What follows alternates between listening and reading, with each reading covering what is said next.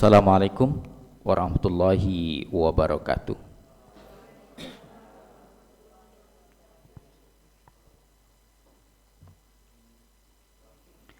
Alhamdulillah wassalatu wassalamu ala Rasulillah, asyhadu an la ilaha illallah wa asyhadu anna Muhammadan abduhu wa rasuluh la nabiyya ba'dah. Allahumma salli wa sallim wa barik ala Muhammadin wa ala alihi wa sahbihi ajmain. Ikhwan fiddin rahimakumullah, bapak-bapak, ibu-ibu, guru dan karyawan SMK Muhammadiyah 1 Moyudan beserta Bapak Direktur yang pada kesempatan pagi hari ini tidak bisa membersamai kita dan jajaran direksi yang saya hormati. Atas limpahan rahmat dan karunia Allah pada kesempatan pagi yang berbahagia ini kita dapat dipertemukan untuk bersama-sama thalabul ilmi, mencari ilmu. Yang kedua, selawat serta salam senantiasa terlimpahkan kepada junjungan Nabiullah Muhammad sallallahu alaihi wasallam. Bapak Ibu yang dirahmati Allah Subhanahu wa taala, topik yang dimintakan kepada saya adalah seputar ibadah dan hal-hal yang berbahaya dari fenomena syirik serta ibadah dalam hal yang juga kontra ibadah, dan itu juga sangat berbahaya, yang disebutnya sebagai bid'ah. Bapak Ibu yang dirahmati Allah Subhanahu wa taala, hadis yang terpampang pada banner di belakang saya kira ini Bapak Ibu sudah sangat hafal. Man salaka tariqan yaltamisu fihi ilman sahalallahu lahu tariqan ilal jannah. Barang siapa yang menapaki, barang siapa yang berjalan menuju pada sebuah tempat yang dari tempat itu kita dapatkan ilmu, maka Allah akan mudahkan kita untuk mendapati surga dan jalan menuju surga. Satu di antara bukti hadis itu, Bapak Ibu, saya ingin menyampaikan pada kesempatan prolog ini. Dalam satu ungkapan hadis, Nabiullah Muhammad SAW bersabda, "Wa majtama'a qaumun fi baitin min buyutillahi." Tidak berkumpul-kumpul seseorang di antara umatku fi baitin min buyutillahi, di masjid di antara masjid-masjidnya Allah. Hadis ini konteksnya adalah masjid waktu itu, karena memang pada zaman Nabi tidak ada tempat untuk belajar kecuali masjid. Nah, sekarang bisa musola, bisa sekolah, bisa bahkan bisa cakro, bisa lapangan ya. Prinsipnya adalah yadluna ya kitaballahi wa yatadarasunahu bainahum. Di tempat itu dibaca ayat Al-Qur'an, yadluna tilawah, tadi tilawah namanya ya. Wa yatadarasunahu, dan ditadaruskan. Jadi antara tilawah dan tadarus berbeda. Meskipun kita lebih mengenal tadarus. Ya. Kalau tadi ini namanya tilawah. Yang kita lakukan setiap malam Ramadan itu tilawah. Sehabis sholat tarawih biasanya, itu namanya tilawah. Kalau tadarus itu yang mana? Dibaca, diterjemahkan, dikaji, dimaknai, dari pemahaman itu terbangun sebuah perilaku. Nah, itu namanya tadarus. Jadi waya tadarusunahu tidak saja dibaca tapi ditadaruskan, artinya dioncei, ya, dikupas, dikaji. 4 jaminan yang Bapak Ibu hari ini kita dapatkan di majlis kita ini. Yang pertama, illa nazalat alaihimus sakinah. Kecuali pasti orang yang hadir dalam majlis itu, tentu pondasi kehadiran Bapak Ibu kita ini semata-mata karena apa? Thalabul ilmi, ingin beribadah, ingin menimba ilmu. Bukan karena apa? Bukan karena apa kira-kira? Bapak Ibu rawuh kira-kira karena apa? Oh, ini wajib teko ya, nek ora teko. Ya. Jadi semata-mata ingin mencari ilmu ini. Illa nazalat alaihimus sakinah, kecuali akan turun kepada mereka, hidup mereka dalam jaminan ketenangan dan ketentraman. Ya. Poin yang pertama ini, Bapak Ibu ingin hidup tenang, tentram, suka-sukalah datang ke majelis taklim. Datang saja ke majelis taklim. Karena di situ akan dibaca ayat Quran, ditadaruskan. Ya, dengan berbagai kegiatan dan aktivitas yang itu dari level idealisme sampai yang realita. Idealismenya apa? Ngaji, maca Quran, tadarus. Itu kalau bisa. Lah kalau nggak bisa, menirukan. Nah tadi kan bareng-bareng.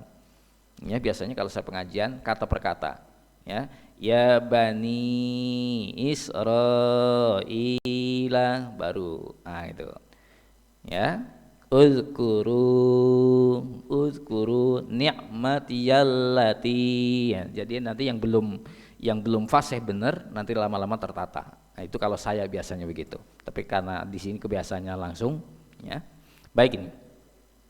Sampai nggak bisa baca sekalipun gimana? Tapi datang ke taklim, iya nggak apa-apa. Terus apa yang dilakukan?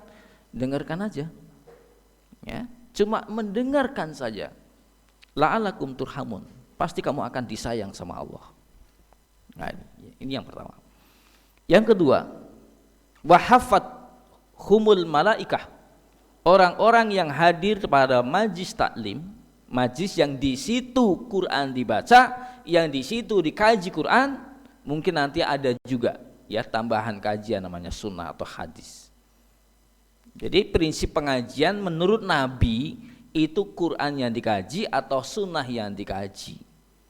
Meskipun sekarang banyak model pengajian ya, model pengajian sekarang banyak sekali Bapak Ibu. Ya. Pengajian sing isine mung sholawatan toh. Nah, sebenarnya itu bukan pengajian tipologi yang dimaui Nabi itu bukan. Ya, jadi pengajian yang dimaui Nabi adalah Quran dibaca, ditadaruskan. Ini yang pertama. Yang kedua dijaminnya oleh Allah lewat pernyataan Nabi wahafatumul malaikah. Orang-orang yang ada di dalam ruangan ini, di dalam majlis ini dikelilingi oleh para malaikat. Terus ngapain malaikat? Mendoa-doakan Bapak Ibu yang berada di dalam majlis ini bersolawat kepada Allah untuk kita. Kalau kita bersolawat kepada Nabi, Allahumma sholli ala Muhammad wa ala ali Muhammad. Lah terus bagaimana kalau para malaikat mensolawati kita ke hadapan Allah? Memohon-mohonkan ampunan ke hadapan Allah Subhanahu wa taala. Bisa dibayangkan. Kalau Bapak Ibu setiap sudah salat astagfirullah. Astagfirullah, astagfirullah. Maknanya apa Bapak Ibu? Astagfirullah kira-kira. Aku bermohon ampunan kepada Allah. Artinya apa? Kalau Bapak Ibu dengan ucapan astagfirullah, yang diharapkannya adalah datangnya ampunan dari Allah, dan itu dilakukan pula oleh para malaikat. Untuk siapa? Untuk orang-orang yang berada di dalam majelis taklim. Yang ketiga, wa ghasyiyatuhumur rahmatu. Jaminan yang ketiga adalah bahwa orang itu hidupnya dipayungi oleh rahmatipun Allah Subhanahu wa ta'ala. Ya. Rahmat Allah ini sangat mahal, tidak bisa terbelikan dengan apapun.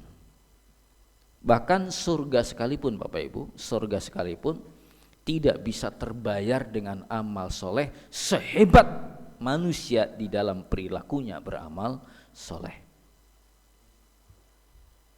Ada orang dulu orang Bani Israel berjihad selama 70 tahun, berperang di medan pertempuran. Ya, mati syahid, ya mati syahid. Surga belum bisa. Surga tergade dengan berjuang 70 tahun sekalipun. Bapak Ibu ahli tahajud sekian puluh tahun lamanya bisa bayar surga? Enggak bisa.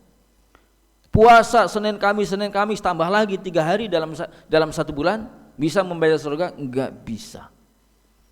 Sampai kemudian Nabi dalam suatu keadaan Nabi bertanya pada seorang ibu tua yang memasuki masjid, hendak apa wahai ibu yang akan dilakukan? mau ibadah. Nah gitu. Jadi Nabi bertanya, mau apa? Kalau kita sekarang mungkin menyebutnya simbah. Ya, badhe napa Mbah? Nika badhe salat ngibadah, paling kayak gitunya. Tapi apa? Diguyoni sama Nabi. Ya. Paling juga enggak bisa masuk surga. Loh, si nenek tadi terperanjat. Loh, enggak bisa masuk surga? Nah, ini. Iya, enggak bisa masuk surga sih, Mbah. Loh, terus apa perlunya kita ibadah? Nah, itu sehingga dia bertanya. Dengan pertanyaan itu Nabi kemudian memberikan jawaban bahwa sesungguhnya seseorang masuk surga tidak semata-mata dan tidak bisa hanya karena semata-mata ibadah. Sahabat ini pun bertanya, wa anta ya Rasulullah? Dan apakah engkau juga demikian ya Rasulullah, tidak mungkin masuk surga hanya karena semata-mata ibadah yang kau lakukan? Iya, saya juga enggak mungkin masuk surga untuk karena semata-mata mengandalkan ibadah. Bingung ini. Loh, jadi bahasa sederhananya, lah terus kanggo apa ngibadah? Jarane kok ngibadah. Terus untuk apa kalau memang tidak bisa menjamin kita masuk surga? Akhirnya Nabi memberikan jawaban, illa ayyataghammadaniyallahu birahmatin minhu. Saya masuk surga karena rahmatnya Allah. Loh, kok bisa ya? Logikanya di mana Bapak Ibu? Logikanya sederhana, karena memang surga itu mahal sekali, tidak bisa terbayarkan dengan apapun meskipun ahli ibadah. Kayak apa hebatnya dia dalam beribadah? Kenapa? Mahal sekali. Lah gimana tidak mahal Bapak Ibu? Ya, di dalam satu ungkapan hadis, ya, di surga nggak ada rumah Bapak Ibu, yang ada istana. Di surga nggak ada rumah, yang ada istana. Apalagi kamar kontrakan ini ya, kos-kosan ya, wonten. Yang ada istana, kata Nabi. Dan istana-istana surga itu batu batanya itu terbuat dari emas murni. Batu bata istana surga itu emas murni. Bisa dibayangkan kira-kira? Nah, nggak bisa ya? Ya, meskipun Bapak Ibu perlulah nanti ya browsing di YouTube ya, mobil yang berlapiskan emas gitu ya. Ada apalagi pesawat terbang berlapiskan emas, kamar tidur berlapiskan emas, kloset berlapiskan emas, itu kan ada itu ya di YouTube. Ya, baik ini. Terus batu-batu yang mengelilingi istana itu batu-batu permata. Bisa dibayangkan? Luar biasa ya. Iya. Karena itu nggak bisa terbayar dengan semata-mata kita menjadi orang yang sangat-sangat dalam ibadahnya. Ya, baik Bapak Ibu yang berbahagia. Belum lagi nanti yang lain. Sehingga para jamaah kadang bertanya, ya Ustadz, besok kita di sana ada nggak suami istri? Oh, kan? Ya, dalam Quran sudah ada. Ada. Wa zawwajnahum bihurin ain. Akan kami nikahkan mereka dengan bidadari surga. Pertanyaannya, siapa ini orang yang akan dinikahkannya oleh Allah dengan bidadari surga? Siapa kira-kira Bapak Ibu? Sudah menikah Mas? Oh sudah. Oh, ya. Yang belum siapa ini? Oh ya, Mas Rofi ya? Oh sudah. Oh ada yang belum. Oh ya. Orang yang di dunia, hamba Allah yang di dunia ini belum sempat menikah, tapi sedo. Nah gitu. Jadi belum sempat menikah sudah wafat. Itu yang akan dinikahkan oleh Allah dengan bidadari surga. Piye Mas, njaluk mati Mas? Enggak, harus nikah dulu di dunia gitu ya. Nah terus yang akhwat gimana, yang mbak-mbak yang belum nikah? Dipernikahkannya juga oleh Allah dengan bidadara surga. Nah pertanyaannya sekarang, hadis Nabi menyebut, kalau Bapak Ibu kita diciptakan dari apa? Saripati, tanah. Malaikat dari cahaya. Jin, api. Bidadari dari minyak kesturi surga. Minyak kesturi surga. Ini baru urusan bidadari ya. Nah, terus ada lagi kadang ibu-ibu atau bapak-bapak yang tanya, terus kalau gitu berarti ada hubungan dong di surga. Pikirannya hubungan, Pak. Oh iya, pikirannya hubungan suami istri ada. Nabi menjelaskan ada. Persoalannya adalah satu, tidak menimbulkan kehamilan. Karena di surga tidak ada dukun bayi. Yang kedua apa? Yang kedua, tidak ada kata bosan. Ibu pernah bosan nggak, Bu? Yang ketiga apa? Yang ketiga, nah, kayak ini pengennya ngaji terus ini. Yang ketiga apa? Diberinya oleh Allah kekuatan 100 kali lipat kekuatan di dunia. Iki ora perlu STMJ-an gini. Terus yang keempat, seketika selesai melakukan hubungan, si istri seketika itu juga menjadi gadis kembali. Mulai bingung lah. Ya. Baik Bapak Ibu yang berbahagia, tapi ada syarat itu nanti ya. Ya, syarat kita kembali pada topik. Kita tata ulang syahadat kita.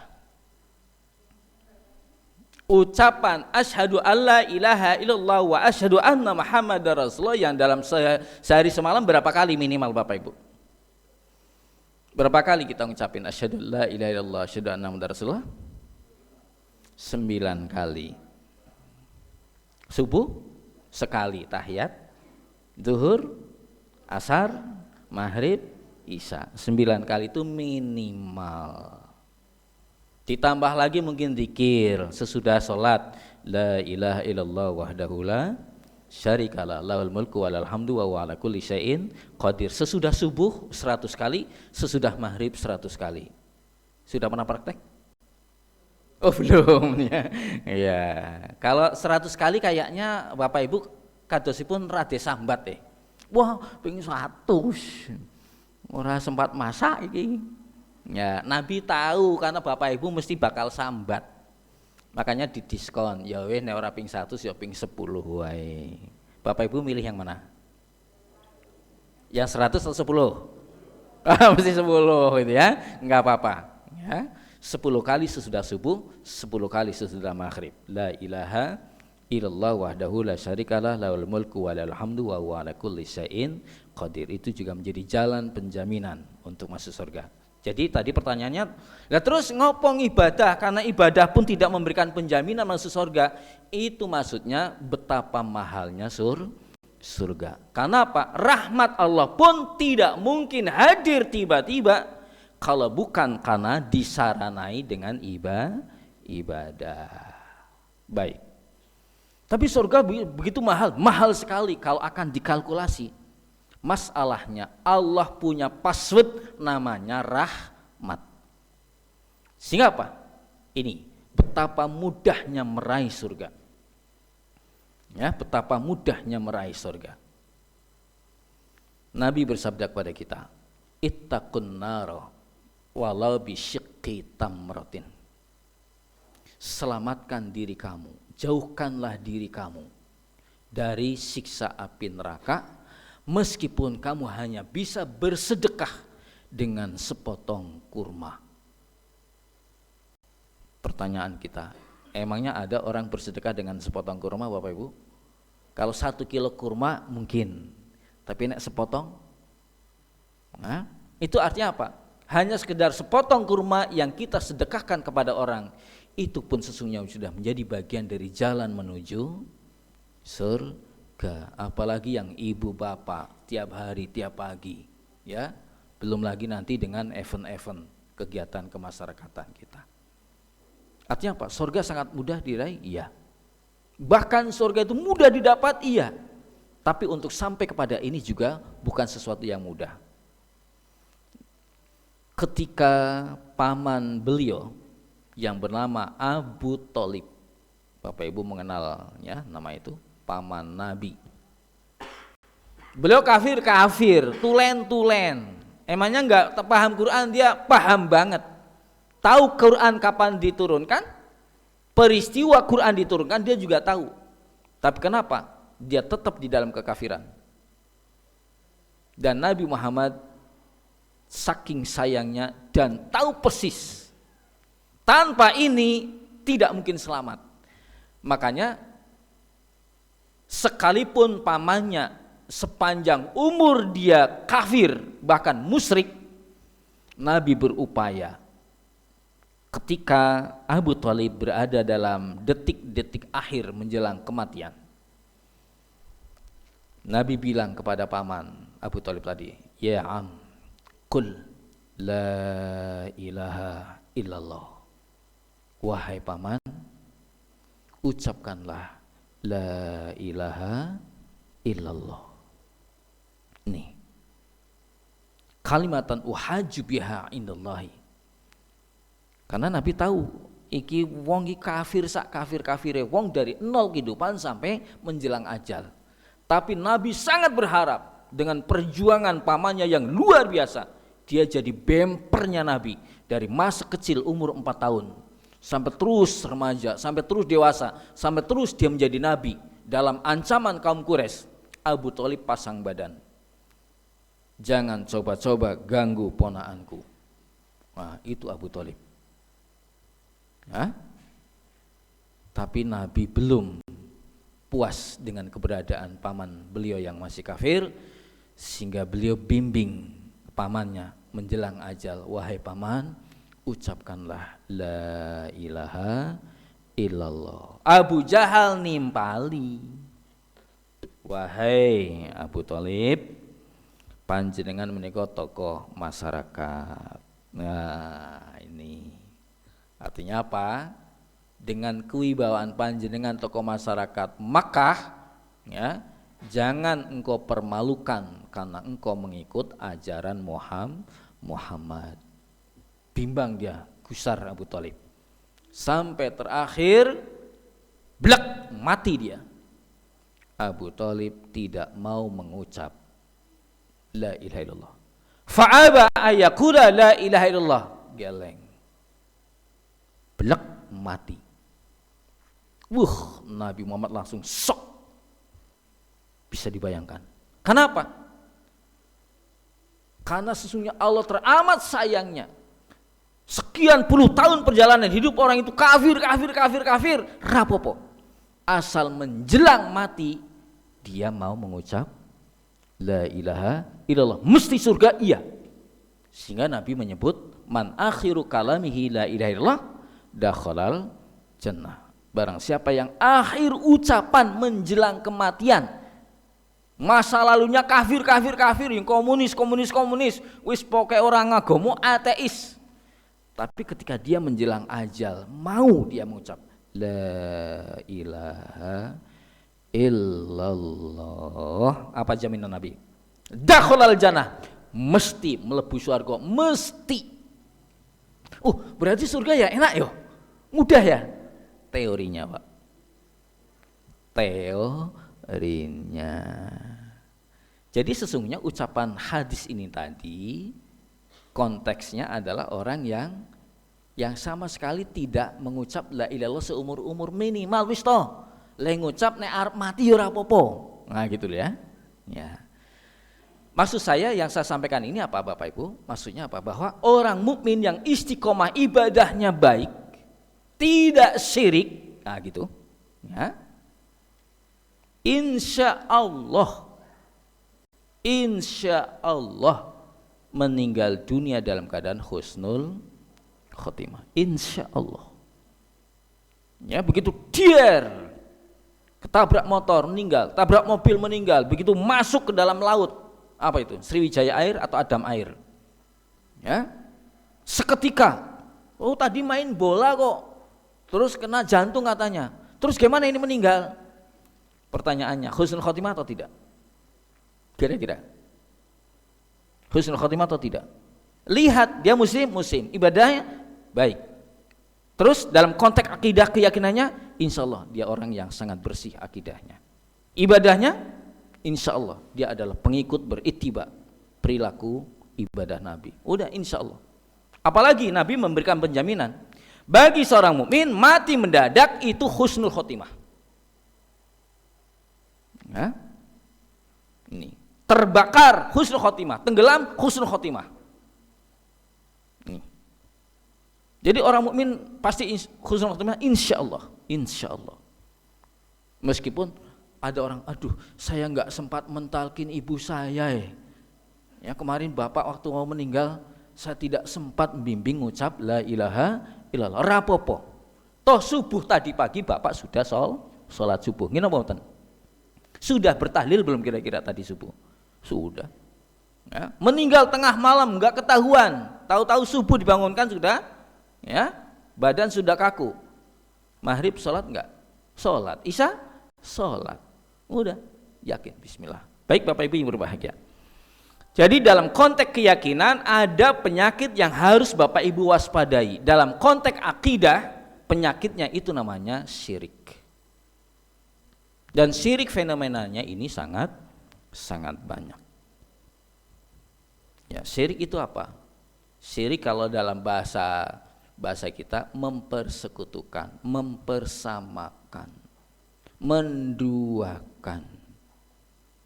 Satu sisi bermohon kepada Allah, tapi sisi yang lain kita bermohon kepada selain Allah. Itu namanya syirik.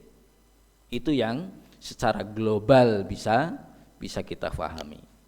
Meskipun tadi saya sampaikan fenomena syirik itu sangat banyak. Untuk pembahasan syirik ini ada ayat yang mengingatkan kepada kita, surat An-Nisa ayat 48 dan ayat 116. A'udzubillahi minasyaitonirrajim. Innallaha la yaghfiru ayyushraka bihi wa yaghfiru ma duna dzalika liman yasha. 116 dengan bunyi yang sama. Innallaha la yaghfiru ayyushraka bihi wa yaghfiru ma duna dzalika liman yasha. Yang membedakan penutupnya. Yang prinsipnya adalah bahwa Allah tidak akan mengampuni dosa yang namanya dosa syirik. Ini mungkin kontraproduktif dengan ayat yang menyebut katanya Allah innallaha ghafurur rahim. Tapi kok ayat ini menyebut tidak diampuni? Ya. Asmaul Husna menyebut Al-Ghaffar. Asmaul Husna Allah menyebut dirinya Al-Ghafur. Pertanyaannya, apa ya tenan Allah tidak mengampuni dosa? Mengampuni, kecuali syirik iya. Tapi Allah tetap Al-Ghaffar dan Al-Ghafur. Yang menjadi masalah sesungguhnya adalah Bapak Ibu, orang dengan sekian banyak dosa ya akan dengan mudah mungkin, wah aku wingi dosa. Wah aku dosa tenan wingi. Apa? Saya barusan gini, wah aku dosa gede tenan. Ya. Bedanya apa dengan fenomena dosa syirik? Orang dengan perbuatan dosa dengan label syirik kecil kemungkinan untuk menyadari, wah aku dosa tenan nih, mergo syirik. Tidak mudah loh Bapak Ibu, tidak mudah. Ingin bukti Bapak Ibu? Ya, satu hadis terlebih dahulu saya angkat. Satu hadis ya, terlebih dahulu saya angkat. Dari Imran bin Hazin. Ya. Hadis ini sedikit agak panjang. Marra rajulani ala qaumin lahum sonamun la yujawizuhu ahadun hatta yuqarriba lahu syai'an. Jadi Nabi cerita di depan para sahabat. Para sahabat, ini ada kisah. Ada dua orang pelancong rajulani yang dia bepergian melewati sebuah kaum, lahum sonamun, melewati sebuah perkampungan, pedukuhan kalau kita, yang warga masyarakat pedukuhan itu la yujawizu ahadun, tidak memperkenankan siapapun lewat kampung itu hatta yuqarriba lahu syai'an, kecuali orang yang lewat situ mesti harus membuat persembahan. Karena warga Pedukuhan tadi punya berhala, punya patung. Yang patung ini kalau bahasa kita disebutnya Singbaung. Apa kalau bahasa Mayudan? Baurekso. Baurekso itu artinya apa, Pak? Oh, berkuasa gitu ya. Singbarekso. Tidak seorang pun boleh melewati kampung itu kecuali orang yang melewati sebelumnya harus melakukan penghormatan atau persembahan. Hatta yuqarriba, qarraba yuqarrib. Disebut kurban karena kita menyembelih binatang hanya untuk kepentingannya dengan Allah. Baik, ini satu di antara dua orang ini waqala li ahadima, warga masyarakat tokoh kampungnya menyuruh kepada yang pertama, nai panjenengan badhe lewat mriki mboten napa-napa, nanging panjenengan kedah nggih damel-damel sesuatu kangge ngormati patung menika.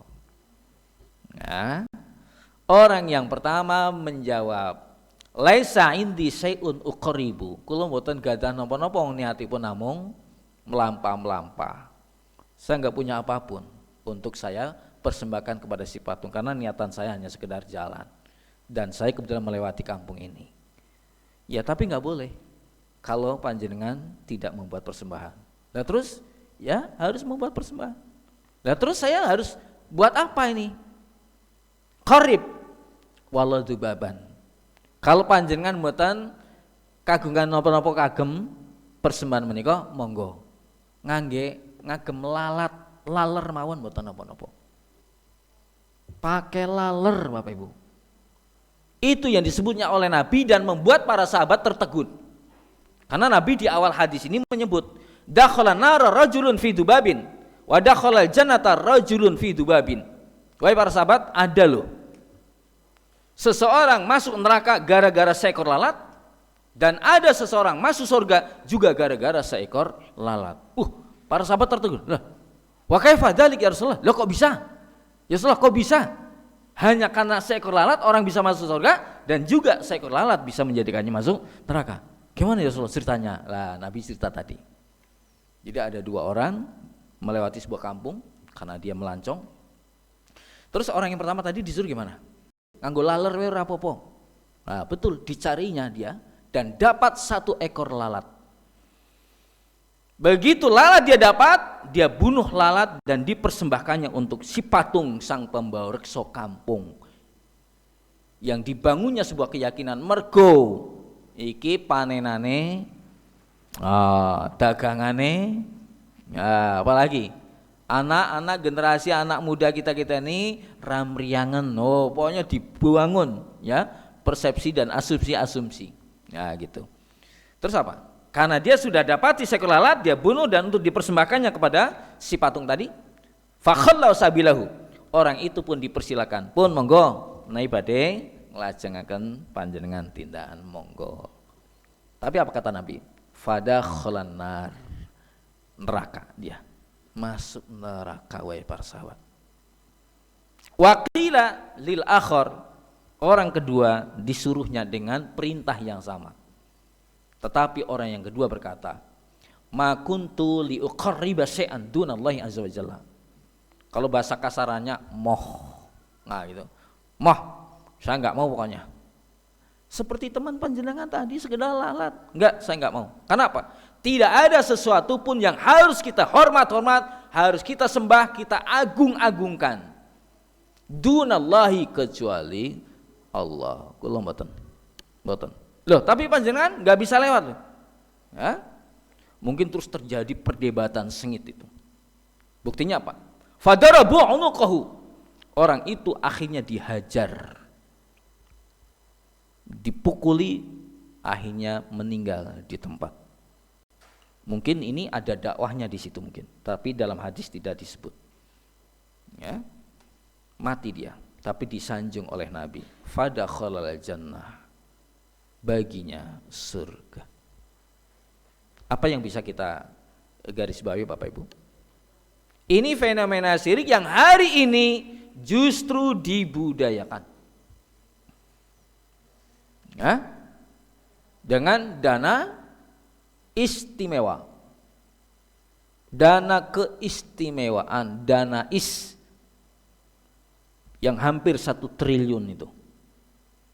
Untuk Yogyakarta setiap tahun itu naik. Ya. Pertama dulu 450 miliar, terus naik 600, terus naik 700. Ya, miliar. Ini mungkin sekarang sudah sampai pada triliun. Budaya-budaya yang tadinya sudah meninggal, mati gitu ya. Saiki diuripke meneh. Jalaran apa? Eneng danais. Apa contohnya Bapak Ibu? Ini kesimpulan hadis tadi apa kira-kira Bapak Ibu? Fenomena yang terjadi hari ini. Napa kalau sesaji, damel-damel sesaji. Perkampungan-perkampungan yang dulunya ada jadilan mati sekian puluh tahun, tapi jalaran eneng dana saiki diuripke. Ya, acara-acara budaya masyarakat yang tadinya sudah off karena memang di situ ada unsur syirik. Masyarakat lama-lama meninggalkan karena ada dana support lagi, sekarang hidup. Nah, ini jadi syirik yang hari-hari ini dan sedang diupayakan terus, ya, namanya sesaji. Apalagi untuk kasus Jogja.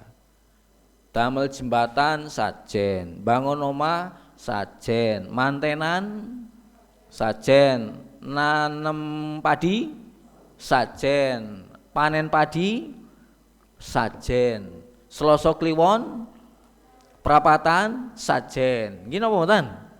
Jumat Kliwon. Nah, ini. Kalau seekor lalat sudah memberi penjaminan dia neraka, pertanyaannya sekarang, lha piye nek ndas kebo? Gimana kira-kira? Hah? Kalau kepala kerbau gimana? Nah, ini.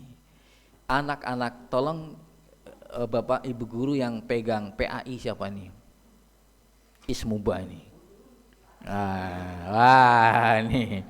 Ini hati-hati nih. Langsung aja bilang, sesaji enggak boleh. Haram. Kok Gusti Allah ngono banget ya? Iya.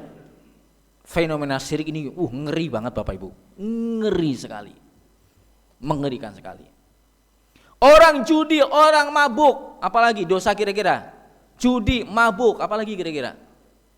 Zina, apalagi? Bunuh, apalagi kira-kira? Hah? Itu dosa enggak? Dosa, besar. Tapi dosa besar tadi tidak bisa menghapus amal soleh. Mabuk 40 tahun, tapi dia ahli sholat. Ada enggak kira-kira? Hah? Ada ya? Iya. Mabuk puluhan tahun, tapi apa? Hobine nyabung ayam umpamanya. Judi ya. Tapi dia kalau Ramadan, tobat 30 dino neng masjid. Nah, ada enggak? Ada. Ya. Nih. Perilaku dosa-dosa tadi tidak akan sampai menghapus pahala amal soleh. Masalahnya adalah dosa syirik menghapus pahala amal soleh. Itu yang mengerikan, yang Bapak Ibu kedah mangertosi. Tersebut di dalam surat Az-Zumar. Ya. Surat nomor urut 39 ayat 65. Nah, coba kita buka.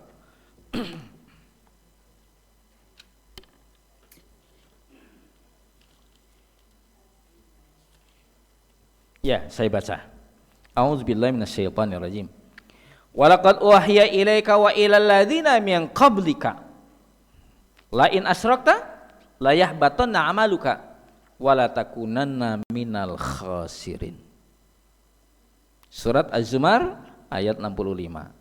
Artinya, walaqad uhiya ilaika, dan sungguh telah diwahyukan kepada engkau hai Muhammad. Jadi Allah ini bicara langsung pada Muhammad. Muhammad, tak kayak ngerti yo. Nah, Wa ilal ladzina min qablika, bukan sekedar engkau hai Muhammad yang saya kasih tahu. Ini dekrit. Ya, ini namanya dekrit. Engkau hai Muhammad dan juga para nabi min qablika yang sebelum-sebelum kamu.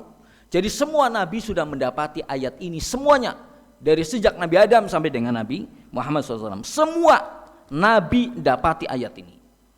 Titik 2, dekritnya apa? La in asrokta, sehebat engkau sebagai nabi, khatamul anbiya wal mursalin. Karena memang nabi itu nabi yang luar biasa. Nabi Muhammad itu luar biasa Bapak Ibu. Dan Bapak Ibu harus mempelajari siapa sesungguhnya Muhammad. Dan buku sekarang banyak banget. Ada sirah nabawiyah, ada sirah nabi. Monggo itu dibeli. Perpustakaan kita belikan agar kita tahu siapa sebenarnya Muhammad. Nabi Muhammad Bapak Ibu, kalau Bapak Ibu mengenali, luar biasa. Luar biasa Bapak Ibu. Ya. Dan Nabi Muhammad satu-satunya manusia yang diberikannya oleh Allah Subhanahu wa taala hak syafaat. Syafaatnya kubro Bapak Ibu. Di mana bukti kubronya? Kubro itu dari kata kabir. Ya, besar. Dan itu hanya Nabi yang punya. Dikasihnya oleh Allah. Apa itu? Nabi Muhammad berhak. Berhak apa? Minta kepada Allah, ya Allah, itu yang ada di dalam neraka ya Allah, itu umatku ya Allah. Ya Allah, keluarkanlah kiranya dia dari neraka dan masukkanlah ke surgamu ya Allah. Itu hanya Nabi Muhammad yang berhak. Nabi yang lain tidak berhak begitu. Jadi Nabi Muhammad diberinya oleh Allah hak ngentas, memintakan kepada Allah agar yang dia di neraka dimasukkannya ke dalam surga. Pertanyaannya, siapa ini? Orang mukmin umat Nabi Muhammad SAW yang dalam kehidupan dunia dulu sangat berhati-hati dengan perbuatan syirik. Baik Bapak Ibu, ini kasus yang pertama, ya sudah paham saya kira, sesaji. Ya, terus gimana kalau Nabi Muhammad tadi berbuat syirik? Apa kata Allah? Meskipun engkau Muhammad Nabi, sehebat-hebat Nabi, iya. Lain asrokta, tapi kalau kamu mempersekutukan aku dengan yang lain, layah batanna amaluka, rontok, hancur, musnah, ludes ya Muhammad. Amal ibadahmu, pahalamu, pahala sholat, pahala zikir, pahala doa, pahala sedekah, pahala umroh, pahala haji, habis, hancur, lebur Bapak Ibu. Wala takunanna minal khasirin, apalagi yang akan kita persandingkan ke hadapan Allah. Karena surga harus dengan amal ibadah, surga dengan pahala, tapi oleh Allah di tip X, orang pahalamu. Loh, kenapa ya Allah? Karena engkau mempersekutukan aku dengan yang lain. Tapi kan cuma laler, gitu kan? Ya. Lalernya itu wujudnya, tapi substansinya, kenapa Allah sebegitu marah? Kenapa Allah sebegitu murka dengan dosa namanya syirik? Oke, logikanya sederhana Bapak Ibu. Karena Allah diduakan. Ya, Allah diduakan. Ya. Kalau urusan dua mendua ini gimana? Yang contoh saya bapak atau ibu ya? Ibu kalau diduakan mau enggak? Mau kok saya ikhlas gitu. Oh, ngalamat perang Palestina Israel. Nah, ya itu diduakan. Bapak diduakan. Oh sudah, rampung sakmene wae. Ya, itu karena diduakan. Ya. Yang kedua, dosa syirik kenapa sedemikian Allah menjadikannya murka? Karena Allah dipersamakan dan disetarakan dengan makhluk ciptaannya. Contoh, siapa di antara Bapak Ibu yang suka makan pisang? Katanya Piai Mudan kabeh kata yo. Oh ya. Pisang, setuju nggih? Remen nggih?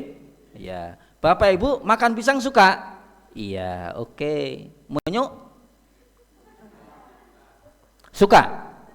Berarti Bapak Ibu monyok atau sama dengan monyok? Ya, karena saya kenalnya di Mas Rofi. Mas Rofi, kok makan pisang? Ya kenapa Us? Kayak ketek. Kira-kira gimana? Wah, asem tenan, gitu kan? Artinya apa? Hanya mempersamakan. Kita manusia monyok kewan, podo-podo makhluke. Dipadake ora trimo. Ibu-ibu remen dahar gereh atau lele goreng? Oh, suka ya. Piye nek kucing, Mbak? Oh. Mbak, anu gereh kok akeh banget dina iki maem gua gereh kaya kucing wae. Hah, apa? Nah, gitu. Jadi kenapa dosa syirik Allah begitu murka sampai ayat 48 dan 116 surat An-Nisa memberikan statement begitu? Karena Allah enggak mau diduakan dan Allah tidak mau dipersamakan. Laisa kamitslihi syai'un. Allah enggak mau diduakan dan Allah tidak mau disetarakan. Bisa dibayangkan. Mas Rofi, pernah makan lele mentah enggak, Mas? Enggak pernah? Belum dicoba, Mas? Itu proteinnya tinggi, Mas. Iya, bayangkan Bapak Ibu, biasanya ya, yang suka makan dan mau makan bangkai itu kewan apa namanya? Anjing? Ya bisa. Babi? Celeng? Iya. Lah saiki nek Gusti Allah dikei ndas kebo piye? Makanya saya kalau khotbah terang-terangan. Jangan setarakan Allah dengan babi hutan. Jangan setarakan Allah dengan celeng dan anjing yang hanya sekedar dikasih kepala kerbau untuk sebuah persesajian. Saya sampaikan khotbah ini di Masjid Gede Kauman. Batin saya Sultan krungu rai. Ya, karena ini persoalan prinsip. Iya, masa Gusti Allah disuguhi ndas kebo. Ben apa? Ben Gunung Merapi ini ora. Nah, sekarang saya bertanya, yang baru Gunung Merapi sinten? Ayo, siapa yang bilang Mbah Marijan syirik loh niku? Ayo. Yang baru Gunung Merapi sinten? Allah. Jangankan sekedar Gunung Merapi watu. Dunya iki urek ya Gusti Allah kok. Tapi kenapa? Dalam implementasi keyakinan yang dibangunnya apa? Mbah, kok wonten sesaji ndas kebo to? Ya ben merapine ora. Iki janjane sing iso ngobahke Gunung Merapi sinten? Allah. Ben ora urek dikei ndas kebo. Berarti Gusti Allah di ngece mboten? Ngece. Ibu tindak rumah seseorang disuguhi apa? Lele mentah. Monggo dipun dahar. Kira-kira gimana? Nyuwun sewu kula sanes kucing gitu kan. Saya bayangkan Gusti Allah dipadake babi to. Tambah meneh dikirane apa monyok to. Lah sakjane pisang raja. Ya padake meneh apa? Kupu-kupu kayak kembang. Padake meneh tukang ngudut kayak apa? Menyanjowo. Wah, lih ngece sak pole Bapak Ibu. Itu sebabnya dosa syirik tidak akan diampuni. Tapi tenan, tidak diampuni. Kecuali dia memang bertobat. Bahasanya bertobat. Yang menjadi pertanyaan kita sekarang, sebegitu mudahkah orang biasa sesaji kita ingatkan terus, gitu, ya Allah astagfirullah, ya Allah ternyata syirik toh, udah mulai besok saya enggak bisa kayak gitu seketika? Enggak bisa. Menika kan namung nguri-nguri budaya toh Us. Eneng gue mengko mesti bulet jawabane. Intine moh ninggalke. Itu sebabnya. Baik Bapak Ibu yang dirahmati Allah SWT, ini kasus syirik dalam konteks sesaji. Ini Jawa juga, masyarakat Indonesia juga, banyak juga. Ya, ada. Suatu hari dalam sebuah perjalanan Nabi mendapati seorang sahabat. Ra'a fi yadi halqatun. Sahabat tadi dilihatnya oleh Nabi. Apa itu yang kamu pakai di tangan itu apa? Halqatun. Gelang ya Rasulullah. Lah terus? Minal wahinah. Kangge tolak bala. Karena jawabannya kangge tolak bala lah, Nabi kasih nasihat. Lain kalau persoalannya itu apa itu yang di jari akik ya Rasulullah. Lah kok tumben nganggo akik? Kula remen kok niki. Ini kecebung gitu ya, atau sapir gitu ya. Kula remen niki. Oh ya wis ora apa-apa gitu. Tapi jawabannya apa? Nek kagem tolak bala. Karena bahasanya tolak bala. Nah itu Nabi kasih nasihat sama dia, inziha, wahai sahabat, lepas, cabut, buang. Fa innaha la tajiduka ila wahnan. Karena gelang yang engkau pakai itu tidak bisa menambah di sisi Allah untukmu kecuali dosa.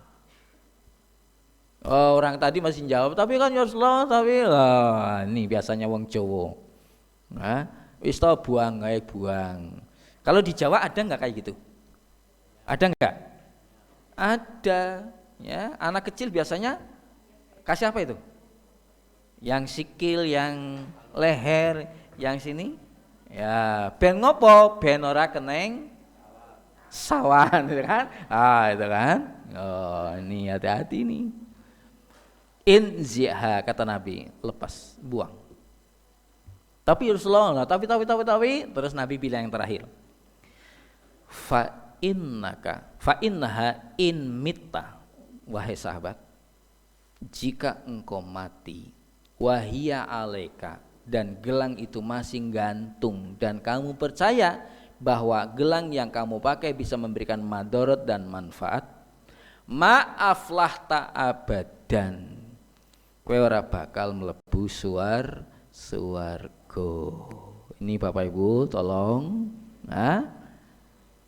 Hadis kedua ini apa? Dalam kebiasaan masyarakat kita namanya jimat. Lah jimat ini tidak selamanya di gelang, tidak selamanya jari, ada di sabuk. Ya, ada di sabuk, ada lagi di mana? Di kopiah, ada lagi di mana? Di dompet ya. Iya, ada lagi di mana? Atas pintu, atas jendela. Pernah lihat itu? Ya, berambang di sate.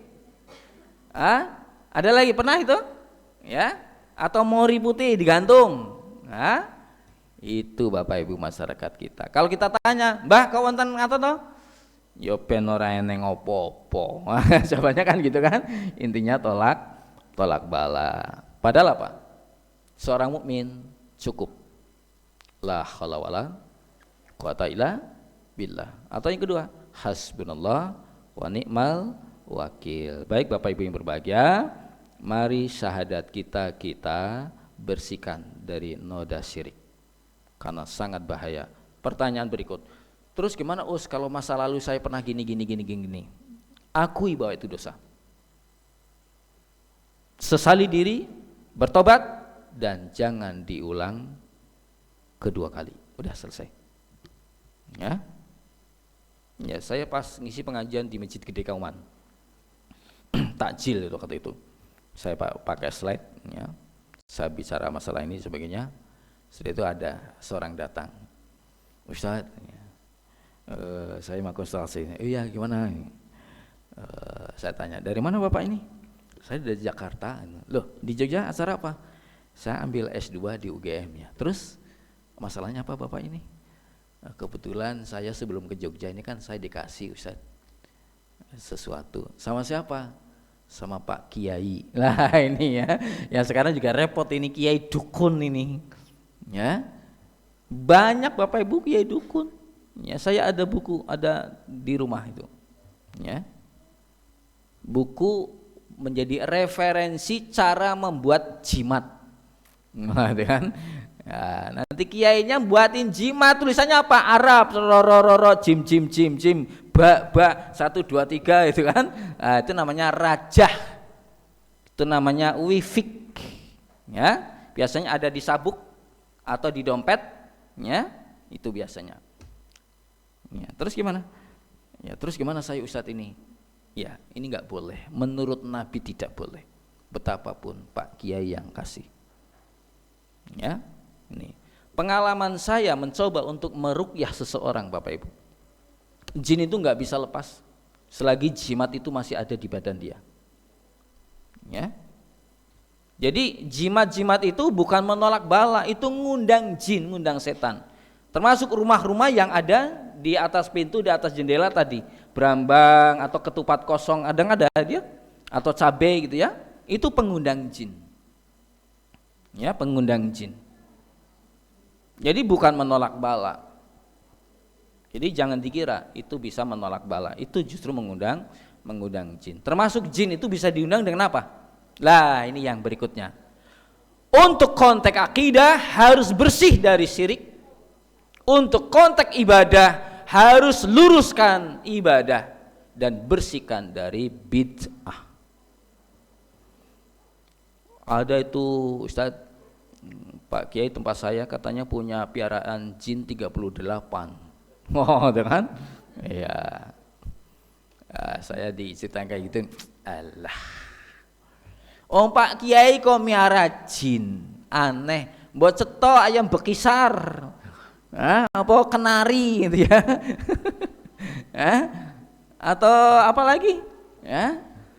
Burung cocak rowo gitu cetok ya, bar netes seminggu 4 yuto. Piara jin. Orang-orang banyak yang terkecoh karena itu kiai mesti bener. Oh enggak. Banyak juga kiai menjadi bagian dari pasukan setan. Loh kok bisa? Karena akidahnya enggak bersih. Yang kedua, kok bisa? Karena perilaku ibadahnya tidak mencontoh Nabi. Ya? Ini. Jadi ibadah-ibadah yang dikarang-karang itu dulu ada di televisi. Suruh berzikir apa? Dengan takbir. Lakbar.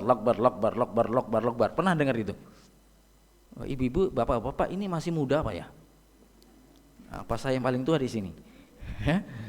Saya tahun 1966 lahir. Bapak? Oh, Marofi iki lagi tahun 2012 sih. Tapi awe gedene sak ngono.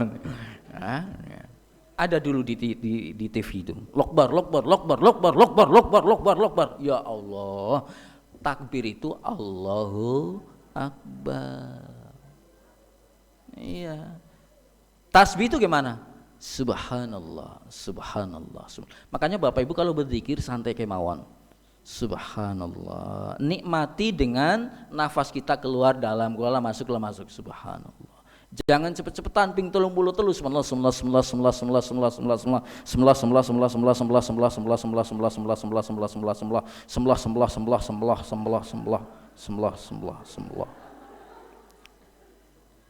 Alhamdulillah.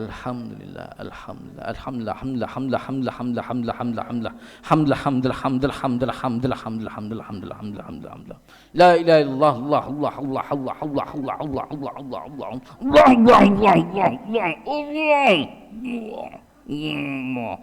Ini apa? Dikirnya apa?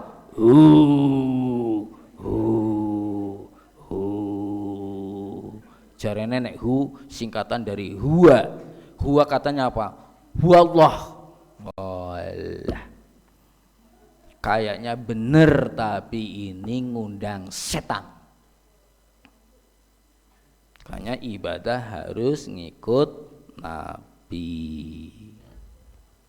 Amalan bid'ah kenapa dilaknat oleh Allah? Secara logika, orang menambah perilaku ibadah yang Nabi tidak melakukannya, kemudian dilembagakan untuk kita harus begini. Wacanan bismillah ping 1111. Siji aja di pojok monjali itu tulisan. Kiai siapa itu? Kiai siapa acaranya bacalah bismillah 1111 kali. Pernah lihat itu? Di monjali itu. Ada? Oh, pernah lihat Mas? Panjenengan pengikut bukan? Oh, bukan. Ya, Wah, sambil nyetir saya, belah ini setan ini. Langsung aja saya bilang, setan. Loh kok bisa? Amalan bukan dari Nabi, bukan sahabat, bukan tabiin, mesti karangan yang menungso. Ora ono Nabi ngajari maca bismillah ping 1111, tambah meneh maca kul huwallahu ahad ping 10.000. Iki asarane sapa? Oh, Bapak Ibu ping 3 kadang ora sempat. Saya punya jamaah itu. Dulu Katolik, jadi Muslim dia. Karena Muslim dulu menjadi calon pendeta, dia sugih dia. Ya, hidupnya kaya. Begitu Muslim jatuh dia, yaitu ujian keimanan. Akhirnya apa? Datang ke kiai-kiai dia, minta amalan, lainnya hati-hati. Nyuwun amalan, lah dikasih amalan, ben ekonominya meningkat gitu ya, ben standar status ekonominya semakin baik. Itu apa? Saya tanya dia, namanya Yohanes Bosco, Selamat Widodo, sekarang tinggal di Kweni kalau nggak salah. Dia datang ke rumah, Ustaz saya gini, terus saya dikasih amalan Kiai Bantul, Kiai Sleman Wetan, Sleman Lor, ya, kota Jogja, ya, terus ada amalannya. Terus amalannya apa Pak? Kulo dipun